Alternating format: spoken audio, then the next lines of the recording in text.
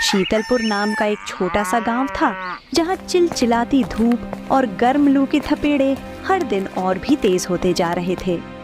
इस गांव के लोग मेहनत से खेतीबाड़ी कर अपना गुजारा करते थे, लेकिन इस साल गर्मी ने तो जैसे सबकी परीक्षा लेनी ठान ली थी। दूर दूर तक पानी का नामो निशान नहीं था। तालाब सूख चुके थे और कुएं भी प्यासे लग रहे थे। लोग सिर्फ जरूरत पड़ने पर ही घर से बाहर निकलते थे।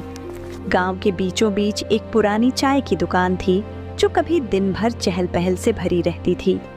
बूढ़े बुजुर्ग और कामगार सुबह शाम वहां जुटते, हंसी मजाक करते और दुनिया जहान की बातें करते। मगर अब हालात ऐसे थे कि दुकान के आगे रखी बेंचें भी सूनी पड़ी थीं। चाय की दुकान के मालिक राम गोपाल, जिन्हें सब काका कहकर बुलाते थे, हाथ में पंखा लिए बैठे थे। उनका चेहरा पसीने से तर था और आंखों में चिंता की लकीरें साफ दिख रही थीं। उन्होंने अपनी जिंदगी में कई गर्मियां देखी थीं, मगर ऐसी भीषण लू और पानी की ऐसी किल्लत उन्होंने बहुत कम ही महसूस की थी।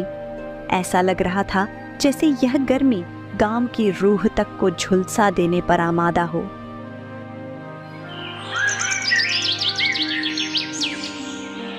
उसी गांव में भोला नाम का एक मजदूर अपनी पत्नी रीमा और एक 10 साल का बेटा कार्तिक के साथ रहता था।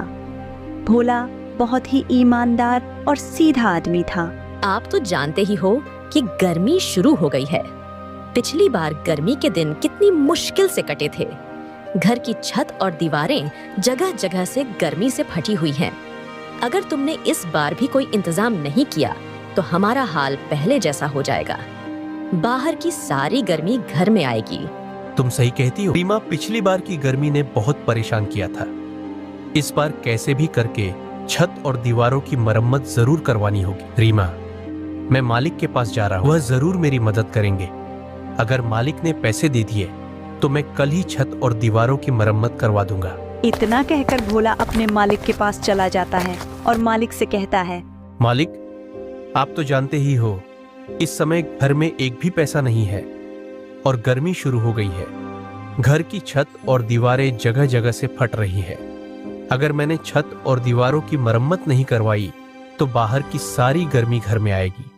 पिछली गर्मी में तो मैंने अपने पड़ोसी के घर से पंखा ले लिया था, लेकिन उसने इस बार पंखा देने से मना कर दिया।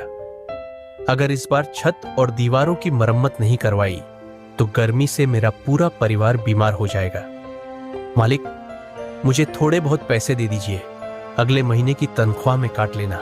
भोला, तुम्हें अच्छी तरह से पता है मैंने कभी भी तुम्हें किसी चीज के लिए मना नहीं किया। मैंने हर समय तुम्हारी मदद की है और तुम ये भी जानते हो कि हमारी दुकान इस समय बहुत घाटे में चल रही है। इस दुकान की वजह से मुझे बहुत नुकसान हो गया है, इसीलिए मुझे ये दुकान बंद करनी होगी। तुम भी अपने लिए कहीं और काम तलाश कर लो। मालिक, ऐसे में मुझे कहाँ काम मिलेगा? मैं तो आपसे बस थोड़े पैसे उधार लेने आया था, लेकिन आपने तो मुझसे मेरा रोजगार ही छीन लिया। भोला, मैं तुम्हारी परेशानी समझ सकता हूँ, लेकिन मैं भी मजबूर हूँ। जब धंधा ही चौपट हो गया तो मैं तुम्हें पैसे कहाँ से दूं? भोला, मुझे भी तुम्हारी तरह अपने परिवार की चिंता है। अब मुझे भी कोई दूसरा काम देखना होगा घर के गुजारे के लिए। बेचारा भोला मायूस होकर अपने घर चला जाता है। रीमा मालिक ने पैसे देने से मना कर दिया है। इस गर्मी में उनका भी हाल हमारी ही तरह है। मालिक ने दुकान बंद कर दी है, इसलिए मुझे भी काम से निकाल दिया गया। अब मुझे भी कोई और काम तलाश करना होगा। ये तो बहुत बुरा हुआ। इतनी गर्मी में आपको कहाँ काम मिलेगा? पहले तो छत और दीवारों की चिंता थी, लेकिन अब तो काम भी नहीं रहा। जब काम ही नहीं है तो छत और दीवारों की मरम्मत कैसे होगी? रीमा, तुम परेशान मत हो, मैं कल ही जाकर जरूर कोई काम ढूंढ लूंगा। अगर ईश्वर ने चाहा तो हम इस छत और दीवारों की मरम्मत भी करवा देंगे।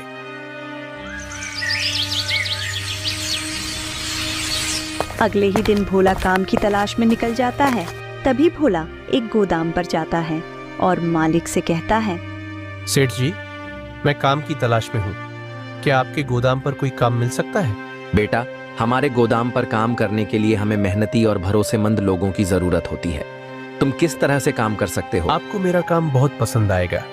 मैं बहुत मेहनत से काम करता। मेहनत से तो हर इंसान काम करता है। यहाँ गर्मी के मौसम में गाड़ी से राशन के बोरे उतार कर गोदाम में रखने पड़ते हैं और फिर उन बोरों को उठाकर ग्राहकों को देने होते हैं। ये काम बहुत मेहनत का है, खासकर इस गर्मी में। ठीक है सेठ जी, मैं काम करने के लिए तैयार हूँ। आप मुझे बता दीजिए कि कब से आना है। फिलहाल तो अभी हमारे पास कोई जगह नहीं खाली है। हाँ, अगर भविष्य में कोई जगह खाली